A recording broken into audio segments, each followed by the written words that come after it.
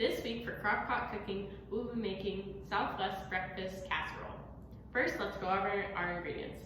You will need a 30-ounce bag of frozen shredded hash brown, 2 15-ounce cans of black beans, 2 cups of shredded cheddar cheese, 2 cups of shredded pepper jack cheese, 1 medium green bell pepper, 6 medium green onions, 12 large eggs, half a cup of milk, and 16 ounces of mushrooms. First, before we do any cooking, we need to wash our hands. The CDC recommends washing your hands for about 20 seconds, making sure to wash your wrists and underneath your fingernails. So let's do that now. After you've washed your hands, you're also going to want to make sure you wash off all of our veggies and rinse out our black beans. This will get rid of any leftover dirt or grocery store preservatives. Before we start tossing stuff into our crock pot, we need to prepare our veggies. So first we're going to grab our green bell pepper and chop it up. So first you're going to take a knife and kind of cut out almost like a square in this top part to get the stem out. So bell peppers are pretty fascinating, as I'm sure we've seen in grocery stores. Bell peppers can come in a variety of colors, and it all depends on when they were picked and how ripe they were. So green ones are green because they were actually the first ones picked, whereas ones like reds and oranges are usually the last ones picked. What's also interesting is that bell peppers all come from one seed. There's not different types of seeds for different colors, and they actually have different levels of vitamins in them depending on what color they are. So green actually has the highest amount of vitamins in them. So we're just going to chop it up. I'm trying to get rid of all the seeds in here just because we don't really need that.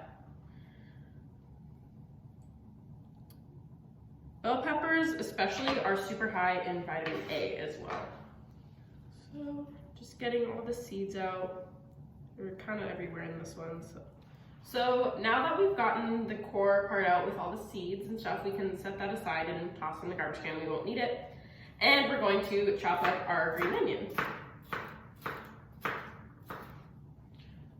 So I'm just kind of doing a nice little dice, just because we don't want the bell pepper chunks too big, but they're also really yummy to eat, so we want to be able to taste them as well.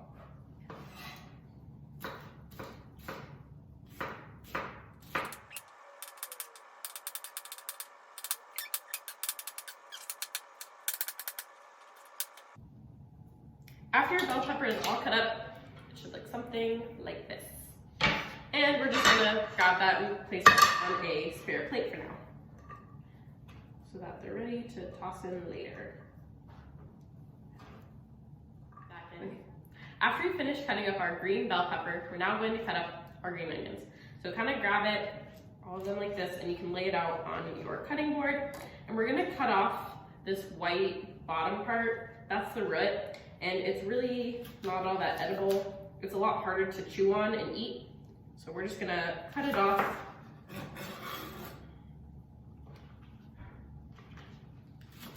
Might have to cut off more. Okay. After you've cut it off, it should look something more like this. See, there's no white ends. And we're just going to chop them. And you can kind of just hold them all together and slice them. You should have little tubes of green onion. It's important to remember that when you're cutting anything, always make sure to keep your fingers in, so you shouldn't have them sticking out. That's how you avoid getting cuts.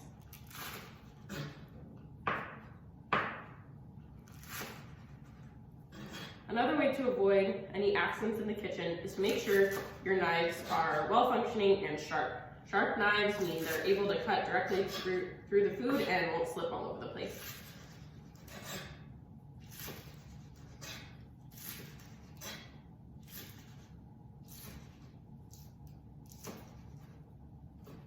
All right, after you've cut up your green onion, it should look like this.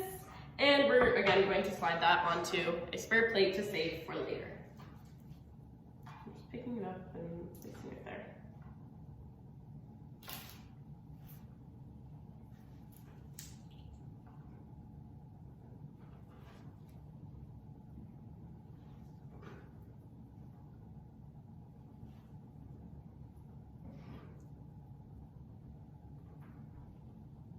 and they should look like that.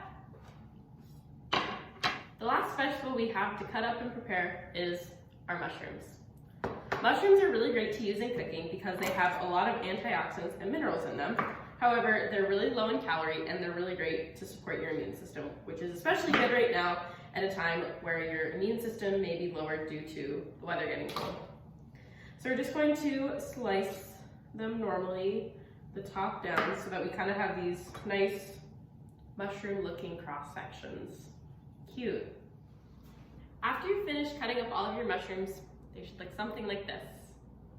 Next, we're going to grab our crock pot, finally, take the lid off, and we put a liner on ours for easier cleanup.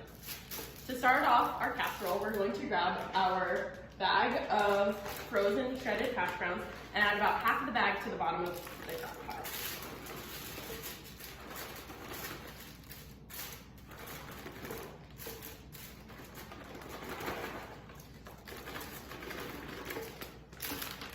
Next, we're going to add about a cup of cheddar cheese. So we're using mild cheddar cheese. This is a half cup measurement, so we're gonna add 2 of these. And 1, 4.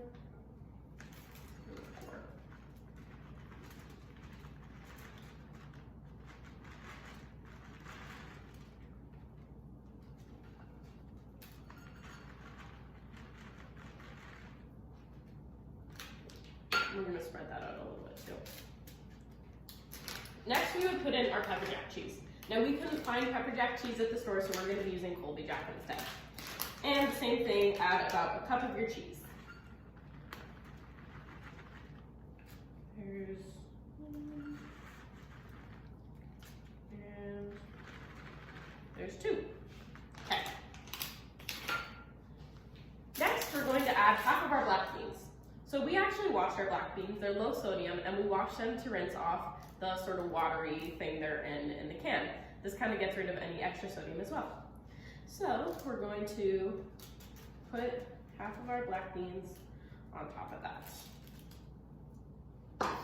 Next, we're gonna grab our green bell pepper that we cut up earlier and add about half of that in.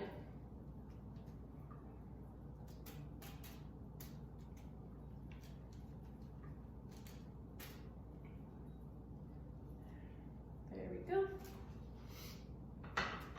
Then, same thing, half of our green onion.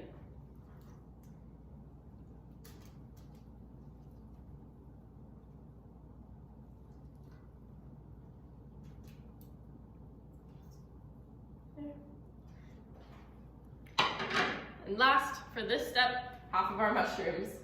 A lot of halves going on.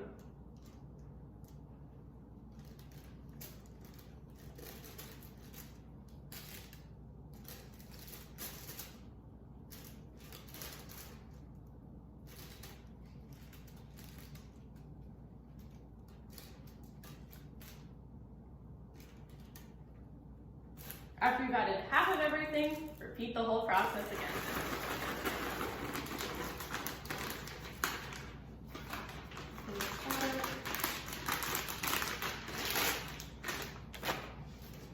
I'm going to spread these out a little bit. Crockpot's getting full. We're going to add the second cup of our cheddar cheese.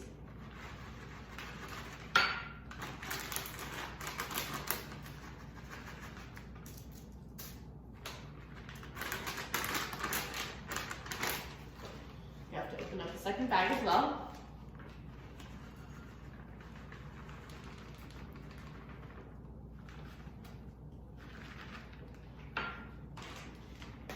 Add our second cup of our Colby Jack.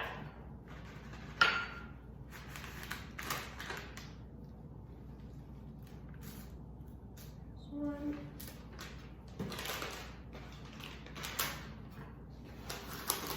Grab our second bag as well.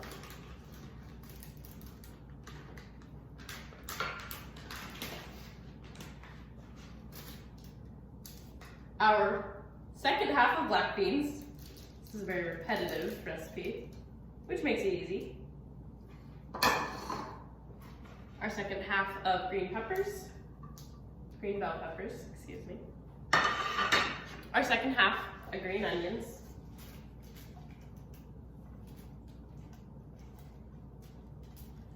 Just gonna smooth that out. And our second half of mushrooms. And I'm just gonna smooth it out because it's getting very full, as you can see. Now we're gonna make our egg mixture. Now we're gonna do our final step and make our egg mixture. First, you're going to take half a cup of milk. Now we're using almond milk, unsweetened, just plain almond milk, because if you're lactose intolerant, or maybe you don't like milk, or you're vegetarian, vegan, any of that, almond milk is a great substitution because it has a lot of the same vitamins. It does not have protein, however, so keep that in mind. After we've added our half cup of milk, we're going to crack our 12 eggs. Now to crack an egg, you can usually hit the side of a bowl or a counter, wait for it to crack, and then push your thumb in gently and crack it open. After you've added all 12 of your eggs into your bowl, you're gonna grab a whisk and whisk it all together. What's interesting about eggs is they have high cholesterol, however, it doesn't affect your actual body cholesterol. Eggs are also a really great source of protein that's not meat. Because we are cooking with eggs though, we do need to make sure they reach an internal temperature of 160 degrees to be food safe to eat.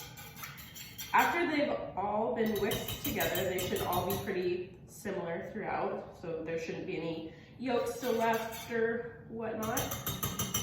We're going to take it and pour it over our crock pot.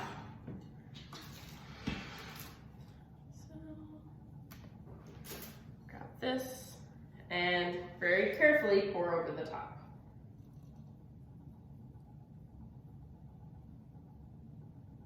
This is what's going to make our casserole all stick together.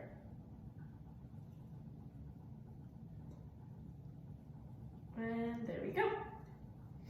After that's done, put the lid on and cook for about 4 hours on low or 8 hours on high until the eggs are fully set. Thank you so much for watching this week's episode of Crockpot Cooking, where we made breakfast casserole in a crockpot. If you like this video, make sure to tag UND Wellness on social media and let us know what you thought. Thanks, bye!